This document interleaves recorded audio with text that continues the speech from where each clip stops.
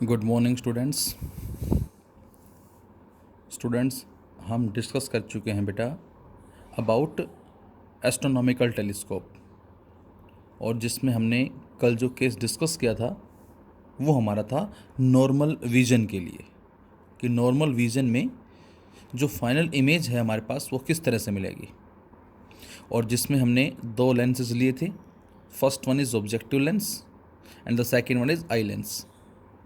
जब कभी भी ऑब्जेक्ट को हम प्लेस करते हैं at infinite distance from the objective lens, then its real image formed at the focus.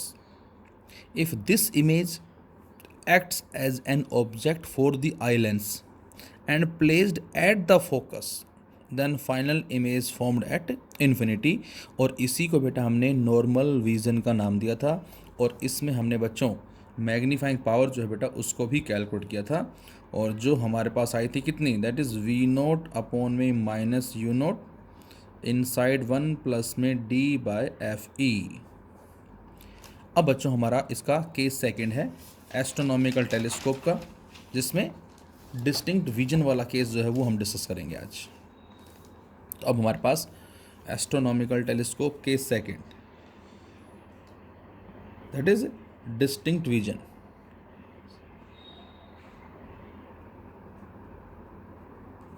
Distinct vision तो बेटा जैसा कि मैंने आपको कल बताया था कि नॉर्मल विजन में पहले की इमेज दूसरे के फोकस पे आनी चाहिए, जिसकी वजह से फाइनल इमेज इन्फिनिटी में मिलेगी। लेकिन बच्चों डिस्टिंक्ट विजन के अंदर क्या है, पहले की इमेज दूसरे के फोकस और ऑप्टिकल सेंटर के बीच में आनी चाहिए, विद इन फोकस आनी चाहिए। तो जिस तरफ ऑब्जेक्ट होगा उसी तरफ बेटा उसकी हमें वर्चुअल और एनलार्ज इमेज मिल जाएगी। तो पहले ज़रा इसका हम डायग्राम बनाते हैं, और उसी तरह से बच्चों हमारे पास ऑब्जेक्टिव लेंस है।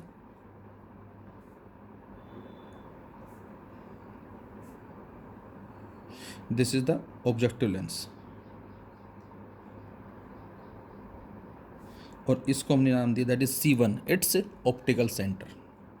और सेम उसी तरह से बेटा हमने लाइटली, मैं एक बार ले लेता हूँ डायग्राम बना लेता हूँ ज़रा बच्चों, कुछ इस तरह से।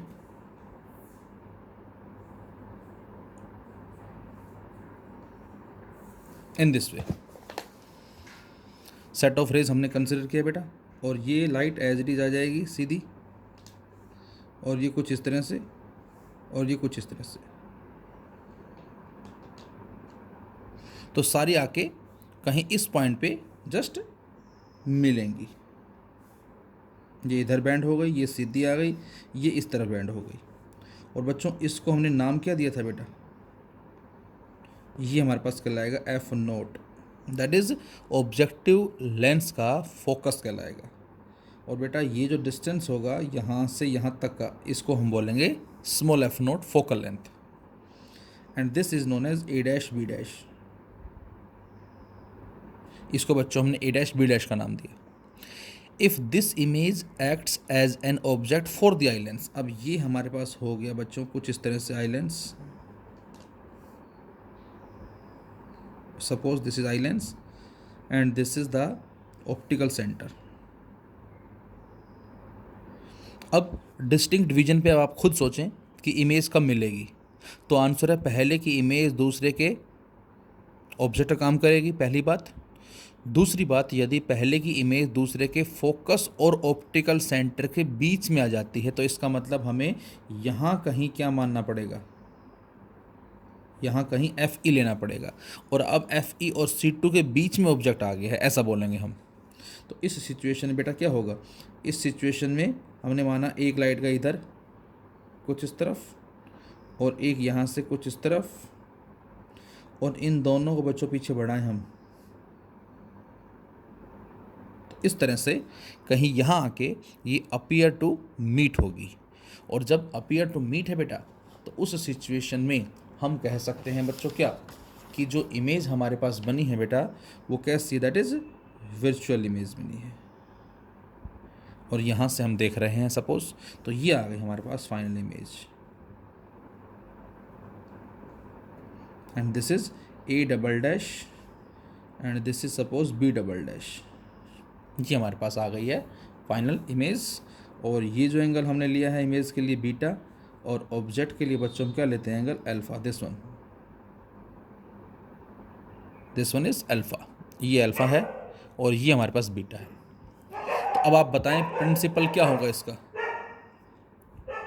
इट्स प्रिंसिपल, तो आंसर है when ever an object is placed at infinity from the objective lens then its real image formed at the focus. If this image acts as an object for the eye lens and placed within the focus, देखो पहले वाले case में बेटा हमने जो image ली थी पहले की वो दूसरे के फोकस पे आई थी, इसीलिए फाइनल इमेज इन्फिनिटी पे बनी थी, नॉर्मल विजन। यहाँ डिस्टिंक्ट विजन की बात कर रहे हैं, तो पहले की इमेज दूसरे के फोकस और ऑप्टिकल सेंटर के बीच में आनी चाहिए, और उसकी वजह से अब हमें डिस्टिंक्ट विजन पे LDDV पे जो है वो फाइनल इमेज जो है बेटा वो मिलेगी यहाँ से। And this is the principle. क्या, फिर से रिपीट करता हूँ मैं, when object is at infinity of the objective lens then image formed at the focus. If this image acts as an object for the eye lens and placed within the focus of the eye lens, then a virtual and enlarged image will be formed on the same side as the object. This is the principle.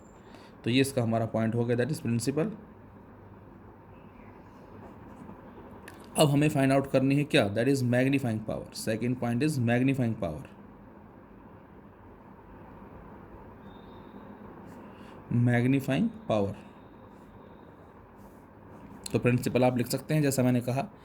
अब बच्चों magnifying power हमारे पास थोड़ा सा ध्यान से सुने, slightly change है। क्या चेंज है, तो आंसर है the magnifying power is defined as the ratio of angle subtended, the ratio of angle subtended at the eye by the final image at LDDV to the angle subtended at the eye by the object at infinity।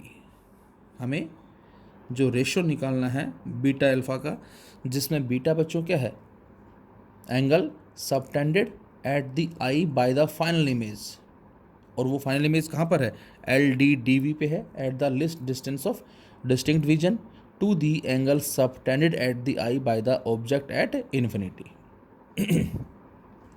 अब यहाँ से बेटा ये A dash B dash C2 है, ये A double dash B double dash C2 है। क्या A dash B dash C2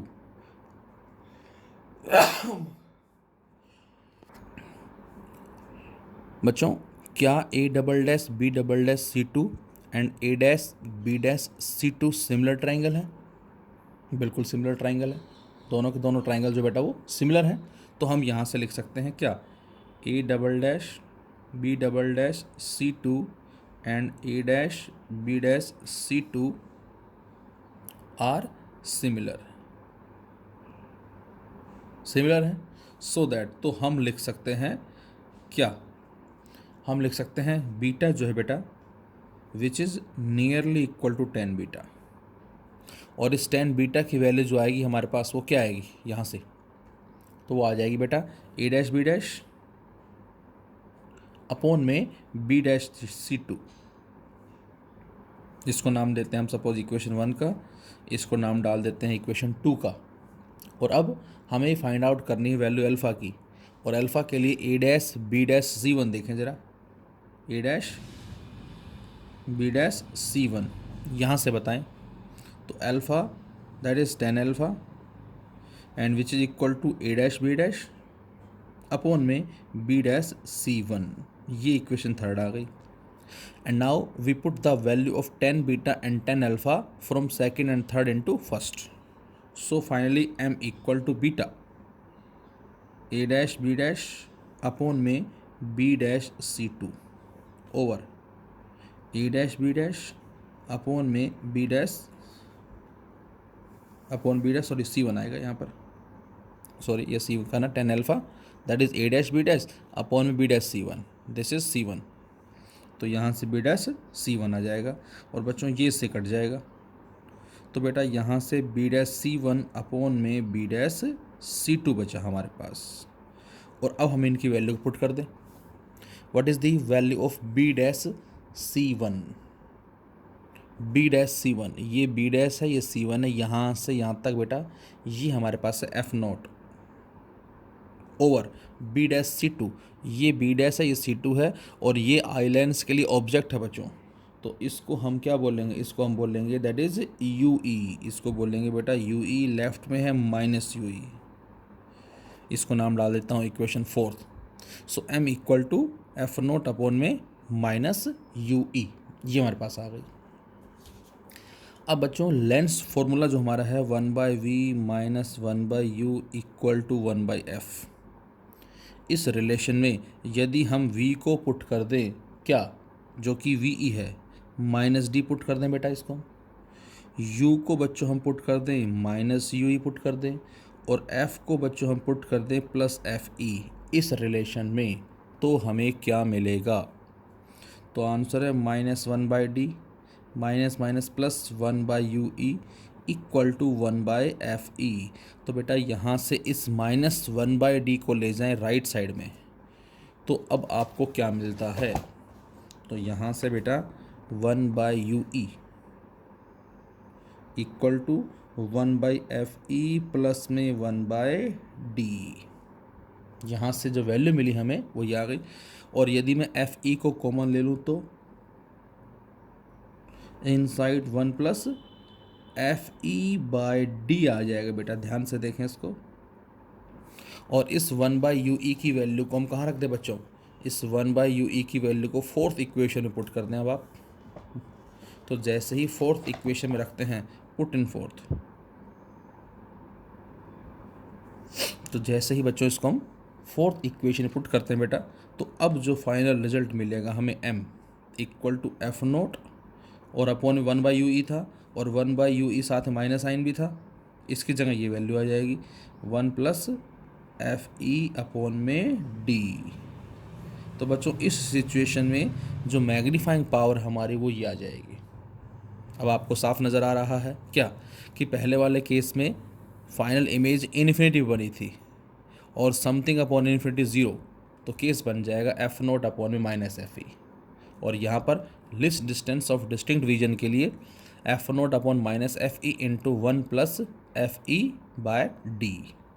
ध्यान रहे कंपाउंड के अंदर D/FE आता था बेटा, यहाँ पर FE अपॉन में D जो है वो आ रहा है। तो ये थोड़ा सा छोटी छोटी बातें आपको जो है ये याद भी रखनी है। अब बच्चों हमारे पास जैसा कि मैंने बात की थी, ये दो हमारे पास हैं रिफ्रैक्टिंग टाइप टेलीस्कोप। अब हमारे पास है reflecting type telescope. Reflecting type telescope. तो फर्स्ट हमारे थे दो refracting type and now we have the reflecting type telescope. और इस रिफ्लेक्टिंग टाइप टेलीस्कोप में जो हमने बात की थी बेटा, टाइप फर्स्ट हमारी क्या थी? That is Cassegrain type. Cassegrain type, that is Cassegrain type telescope. तो बच्चों इसको इन्वेंट कासेग्रेन नाम के साइंटिस्ट ने किया था और इसीलिए बेटा इसका नाम पड़ गया है कासेग्रेन टाइप। तो एक तरह से कह सकते हैं ये एक इम्प्रूवमेंट है over the refracting type telescope पे। ये ज़्यादा बेटर बताया गया as compare to refracting type, because the lenses having some defects. Lenses में कुछ डिफेक्ट्स होते हैं, यहाँ पर लेंस की जगह मिरर को यूज़ किया गया है, इसलिए बेटा इसको नाम दिया गया है रिफ्लेक्टिंग टाइप टेलीस्कोप का नाम दिया गया है। इसमें ऑब्जेक्टिव लेंस को बच्चों रिप्लेस कर दिया गया है कॉनकेव पैराबोलिक मिरर की हेल्प से, जिसका अपर्चर काफ़ी ज़्यादा है। और जो मिरर होते हैं बेटा, जो उनमें डिफेक्ट्स ना के बराबर है, like chromatic as well as spherical, and the image जो फॉर्म्ड होती है वो ज़्यादा बेटर होती है as compare to refracting type telescope. और साथ साथ बेटा जो इमेज फॉर्म्ड होती है उसकी जो रिजोल्विंग पावर होती है, रिजोल्व करने की जो क्षमता होती है, वो भी बेटर होती है as compare to refracting type. Resolving power, मैं आपसे कहता हूँ कि हमारे पास दो क्लोज ऑब्जेक्ट हैं और इन दो क्लोज ऑब्जेक्ट को हमने ऑप्टिकल इंस्ट्रूमेंट से देखा और इस तरह से हम पढ़ते हैं, पैटर्न है इसका इमेजेस के रेस्पेक्ट में, कि एक इंस्ट्रूमेंट ने दिखाया ऐसे, एक ने दिखाया ऐसे और एक ने दिखा दिया ऐसे। तो आपको क्या नज़र आ रहा है, यहाँ पर एक पे ही दूसरा ओवरलैप हो रहा है, प्रॉपर रिजोल्व नहीं हो रहा। यहाँ पर जस्ट रिजोल्व हो गया और यहाँ पर अच्छे से रिजोल्व हो गया। तो इस ऑप्टिकल इंस्ट्रूमेंट का वो गुण जिससे वो किन्हीं दो क्लोज ऑब्जेक्ट को अलग अलग करके साफ साफ हमें दिखाए, उसको बेटा हम बोलते हैं रिजोल्विंग पावर। तो इसकी रिजोल्विंग पावर बेटर है as compare to refracting type telescope. तो इसका जो डायग्राम हमारा वो कुछ इस तरह का है।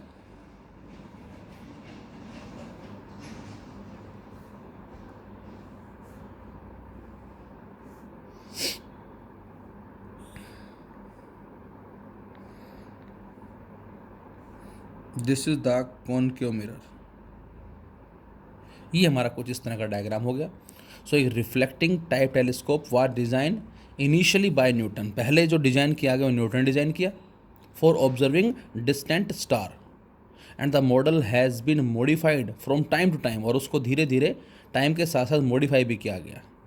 उसके बाद कासेग्रेन ने अपना जो कॉन्सेप्ट दिया वो हमारा ये है, दैट इज़ कासेग्रेन टाइप टेलीस्कोप जिसकी हम बात कर रहे हैं, जिसमें एक कॉनकेव मिरर लगा होता है जिसका अबाउट अपर्चर जो बेटा वो 200 इंच के आसपास बताया गया। ये सिंगल है, उसको बीच में से कट कर दिया, ऐसा आप समझ सकते हैं। 200 inches aperture with a narrow hole, और इसमें यहाँ एक नैरो होल भी है इसके सेंटर पे। और जो डिस्टेंस स्टार है इसको आप इसकी तरह से करके टिल्ट कर सकते हैं। हो सकता है किसी बुक में डायग्राम ये कुछ ऐसे बना रखा हो, इस तरह से। नो मैटर, मीनिंग सेम है बेटा, ऐसे, क्योंकि हमें तो स्टार्स वगैरह को देखने हैं तो इसको हम थोड़ा सा टिल्ट भी कर सकते हैं, नो मैटर। और यहाँ से रेज आ रही कुछ ऐसे, तो जैसे मर्जी दिखा दो आप। यहाँ से रेज आई और इस पे गिरी, और हमें पता है कि जब इन्फिनिटी से लाइट आती है तो कहाँ मिलती है, फोकस के ऊपर। तो ये इस तरफ इसको बैंड कर देगा, फोकस की तरफ।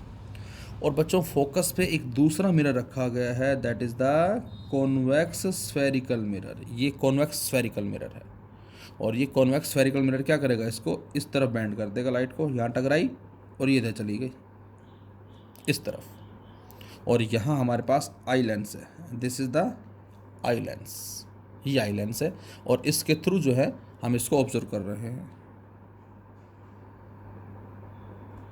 तो कुछ इस तरह का हमारा जो है डायग्राम कहलाता है। इसको बोलते हैं बेटा हम प्राइमरी मिरर और इसको बोलते हैं बच्चों हम सेकेंडरी मिरर। और ये हमारे पास सेट ऑफ रेज जो है जो पैरेलल आ रहा है इस concave as well as convex mirror की प्रिंसिपल एक्सिस के पैरेलल, इस तरह से हम बोल सकते हैं यहाँ पर हम। तो यहाँ पर बेटा रिजल्ट हमारे पास हो चुका है, मैंने बता दिया है। जो इसका अपर्चर है अप्रोक्सीमेट 200 इंच के आसपास बताया गया है। पैरेलल जब रेज आएंगी तो ये उसको फोकस पे मीट कर देगा। जहाँ पर कॉन्वेक्स मिरर रखा हुआ है वो इसको इस तरफ रिफ्लेक्ट कर देगा और इस आई लेंस के कॉरस्पॉन्डिंग हमें जो रिजल्ट है वो मिल जाएंगे। This is primary and this one is secondary. अब हमारे पास जो मैग्नीफाइंग पावर होगी जैसा कि हमने स्टडी किया था नॉर्मल एडजस्टमेंट के रेस्पेक्ट में, वो आई थी बेटा हमारे पास F0 अपॉन FE, जिसमें F0 ऑब्जेक्टिव लेंस की फोकल लेंथ थी, FE आई लेंस के लिए है।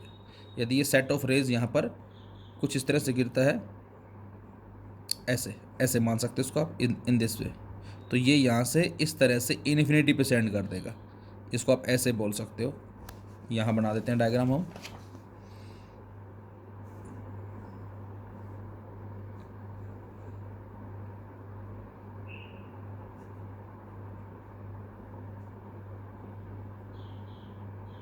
इस तरह से दिखा सकते हो आप चाहो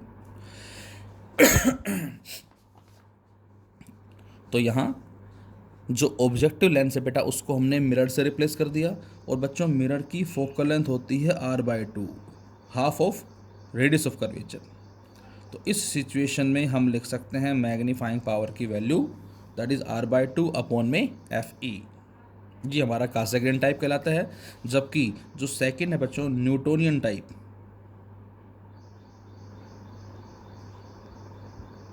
दैट इज न्यूटोनियन टाइप, इसमें न्यूटन ने प्राइमरी मिरर तो कॉनकेव लिया, लेकिन सेकेंडरी मिरर जो है बेटा वो प्लेन मिरर को यूज़ किया है। सो न्यूटोनियन रिफ्लेक्टिंग टाइप टेलीस्कोप, इसमें हमारे पास डायग्राम कुछ इस तरह से है। This is A concave spherical mirror, जिस पे अगेन एक सेट ऑफ रे जो आ रहा है, पैरेलल आ रहा है कुछ इस तरह से इन दिस पे, और ये कहाँ मिला देगा, तो आंसर है ये मिला देगा लाइट को फोकस पे, कुछ इधर इस तरफ बैंड कर देगा। और इधर बैंड करने के बाद यहाँ पर बेटा क्या लगा रखा है, एक प्लेन मिरर लगा रखा है, दिस वन, और जैसे ही प्लेन मिरर पे लाइट गिरेगी कुछ ऐसे, ये इसको इधर बैंड कर देगा इन दिस वे, इस तरफ बैंड कर देगा। और यहाँ पर हमारे पास क्या है, इस तरफ बच्चों, इस तरफ हमारे पास दैट इज आई लेंस, और इसके थ्रू जो बेटा हम उसको ऑब्जर्व कर लेंगे। ये हमारा डायग्राम कुछ इस तरह से है। सेट ऑफ रेज आया, कॉनकेव मिरर पे गिरा, फोकस में मिला दिया, प्लेन मिरर रखा हुआ है, और ये प्लेन मिरर 45 डिग्री इस तरह से टिल्ट किया गया है ताकि the mirror incline at an angle of 45 degree to the axis of C, centre of curvature जो बेटा वो ये वाला होगा, इस तरह से ये हम मान सकते हैं प्रिंसिपल एक्सिस। तो उस बेसिस के ऊपर यहाँ कहीं सी होगा, तो ये जो एंगल अप्रोक्सीमेट 45 डिग्री के आसपास बताया गया है इस एक्सिस के रेस्पेक्ट में, दिस वन, ये एंगल जो हो गया, इस एक्सिस से जो एंगल बना रहा है प्लेन मिरर, इसकी बात कर रहे हैं। और प्लेन मिरर इसको इस तरफ रिफ्लेक्ट कर देगा, और यहाँ हम फाइनल इमेज जो है बेटा उसको ऑब्टेन कर सकते हैं। तो एडवांटेज जैसा कि मैंने अभी बताया आपको कि मिरर में जो, हाँ थिक मिरर जो हैं उनमें ज़रूर हम कह सकते हैं कुछ डिफेक्ट्स होते हैं, लेकिन जनरली हम बात करें so there is no aberrations as the objective is a mirror. Defects जो होते हैं लेंसेज में वो यहाँ नहीं होंगे। दूसरा हम कह सकते हैं क्या कि इमेज जो है बेटा वो हमें ब्राइटर मिलती है, उसके साथ साथ हाई हमें रिजोल्विंग पावर जो है बच्चों वो भी मिलती है। So this is all about refracting as well as reflecting type telescope. Thank you.